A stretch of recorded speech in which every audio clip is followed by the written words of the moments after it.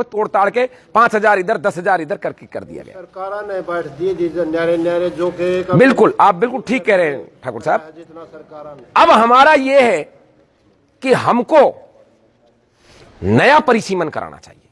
उस नए परिसीमन के तहत हमारी सीटें ठीक हो।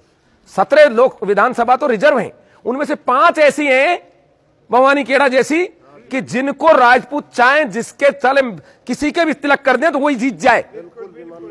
लेकिन जी अब हम कैसे तिलक कर दें, हमारे पास तो झंडा नहीं है।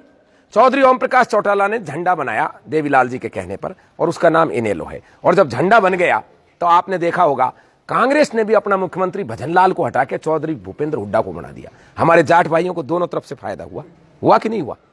मायावती ने, जब से कांसीराम मायावती ने बहुजन समाज पार्टी बनाई है, हर आदमी जय भीम करता फिर रहा है। नहीं तो कदे आपने सुना पहले ये चीज? दोनों तरफ से हमारे दलित भाइयों को फायदा हो रहा है। उधर मुलायम ने जब अहीर के लिए समाजवादी पार्टी बना दी, आज आप देख रहे हो मुलायम भले ही 5 सीट जीते हो, लेकिन हमारे यादव भाई 45 पहुंच गए लोकसभा के अंदर। क्यों पहुंच गए? कांग्रेस भी टिकट दे रही है, बीजेपी भी दे रही है, बीएसपी भी दे रही है, जेडीयू भी दे रहा है, सब देंगे उनको। तो ये स्थिति कब आती है? जब अपना झंडा हो, और जिनके झंडे होते हैं उन्हीं के डंडे होते हैं। भाई जिनका झंडा होगा उन्हीं का तो डंडा होगा। मायावती ने झंडा बनाया, मुलायम ने झंडा बनाया, झंडा रामविलास पासवान ने बनाया, और उस झंडे का परिणाम देखो आप।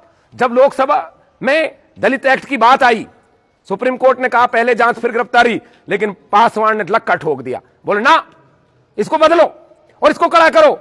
और मोदी जी जैसी सशक्त सरकार को दबाव में आकर हमने देखा पिछले वर्ष उन्होंने बदल दिया उसको। यह फर्क होता है झंडे का।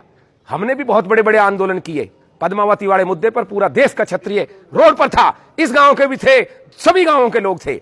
लेकिन क्या वो फिल्म रुकी? नहीं रुकी। क्यों नहीं रुकी? क्योंकि हमारा कोई झंडा ही नहीं था जो अपना डंडा खींचता।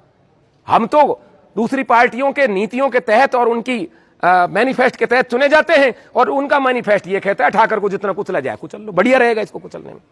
आज वो भंसाली फांसी पे होता यदि हमारा भी झंडा होता तो, लेकिन आज वो भंसाली हमने देखा राष्ट्रपति भवन में मोदी जी के शपथ ग्रहण समारोह में गया था, हमको चिढ़ा रहा था, क्योंकि हमारे पास ऐसा कोई इलाज नहीं है कि हम सरकार से समर्थन खींच सकें या सरकार को विवश कर सकें।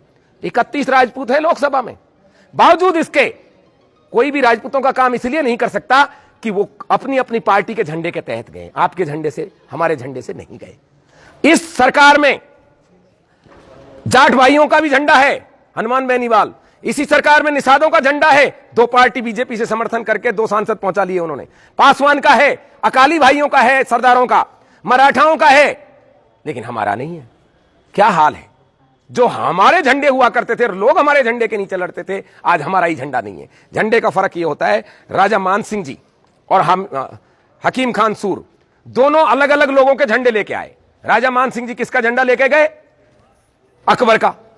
और हकीम खान सूर किसका झंडा लेके आए? महाराणा प्रताप का। दोनों में युद्ध होता है, यदि हकीम खान सूर जीतते हैं तो झंडा किसका पहनाया जाएगा? महाराणा प्रताप का, राजपूताना झंडा फहराया जाएगा। और मानसिंह जी जीतते हैं तो झंडा किसका फहराया जाएगा? अकबर का। अकबर सारा पिजन्या सा था, कभी महाराणा का सामना करने की उसकी हिम्मत नहीं थी, लेकिन देखो उसकी चालबाजी, झंडा थमा दिया मानसिंह जी को। मानसिंह जी ने दुनिया जीत ली, लेकिन किसके लिए जीती? अकबर के लिए। झंडा किसका टेक दिया? अकबर का। और यही कारण है कि वो सारा काल मुगल काल कहलाता है। बादशाह कौन कहलाता है? अकबर कहलाता है। ये झंडों की लड़ाई है। आज भले ही हमारे 31 राजपूत हों वहां, लेकिन वो हमारे झंडे के नहीं है, किसी और झंडे के हैं। आज ये राजपूत युवा बेरोजगार घूम रहे हैं। क्यों घूम रहे हैं बेरोजगार? इसलिए बेरोजगार घूम रहे हैं कि आगे से इनकी पैरवी करने वाला कोई है नहीं। ये वही हरियाणा है कि एक मुख्यमंत्री कहते थे यदि हरियाणा पुलिस में भर्ती होना है तो जाटनी की कोख से पैदा होना पड़ेगा। कहते थे कि नहीं कहते थे? आप बताइए। अभी क्या मतलब हुआ? ये जाटनी की कोख में जाए? भगवान ने जहां पैदा किया वहीं तो जाएगा ना आदमी। भाई ठुकरानी की कोख इनको मिली, इसमें इनकी कोई गलती है क्या? लेकिन इस चीज को आज दंड बनाकर पेश किया जा रहा है। ओम प्रकाश जी चौटाला जेल में हैं, किस खुशी में है? शिक्षक भर्ती घोटाले में, और सारे लोग उनका मजाक उड़ाते हैं। ये मजाक उड़ाने का विषय नहीं है, ये सीखने का विषय है। सीना तान कर वो कहता है कि मैंने अपने जाट भाइयों को मास्टर बनाया और मैं जेल में हूं, और जाट भाई भी सीना तान कर उसकी पार्टी को वोट देते हैं, आज भी देते हैं, चाहे भले ही बीजेपी जीती हो, लेकिन हर जगह 2-2, 3-3 लाख वोट उनकी पार्टी को मिले हैं। ये बात समझने की है। मुलायम सिंह कहते हैं मैं हर अहीर को करोड़पति देखना चाहता हूं, और कहते ही नहीं है बल्कि बना दिए। उत्तर प्रदेश में 50% एसडीएम आपको यादव जाति से मिलेंगे। और यह कहा जाता है जब किसी यादव के घर कोई बच्चा पैदा होता है, बधाई आज ही दे दो, 20 साल बाद ये एसडीएम बनने वाला है, ऐसा कहा जाता है उत्तर प्रदेश में। तो भाई ये जो मुलायम सिंह यादव है या चौधरी ओम प्रकाश चौटाला है, ये राजपूतों में कोई पैदा नहीं हो सकता क्या? क्या इन बच्चों के बारे में कोई विचार नहीं कर सकता क्या? ऐसे व्यक्ति की आज अपने समाज में जरूरत है जो अपना झंडा इन बच्चों के डंडे के ऊपर टांग कर, खम ठोक कर यह कह दे कि मैं भी भर्ती करूंगा बच्चों को, मैं भी घोटाला करूंगा, मैं जाने के लिए तैयार हूं जेल में, मैं मरने के लिए तैयार हूं। ऐसे व्यक्ति की एक दरकार है कि नहीं? यहां जरूरत है या नहीं बताइए? यदि जरूरत है तो क्या अपने पास है नहीं ऐसा व्यक्ति? समाज को एक करने के लिए, एक झंडे के नीचे लाने के लिए एक ऐसा व्यक्ति चाहिए जिसकी सब मान्यता रखें, जिसका सब आदर करें, सम्मान करें, स्नेह करें।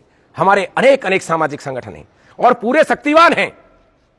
5 लाख की भीड़ इकट्ठी हो गई आनंदपाल फेक एनकाउंटर में, लेकिन कोई भी नतीजा इसलिए नहीं निकला क्योंकि हमारे पास कोई राजनीतिक शक्ति या सत्ता में हमारी भागीदारी नहीं थी।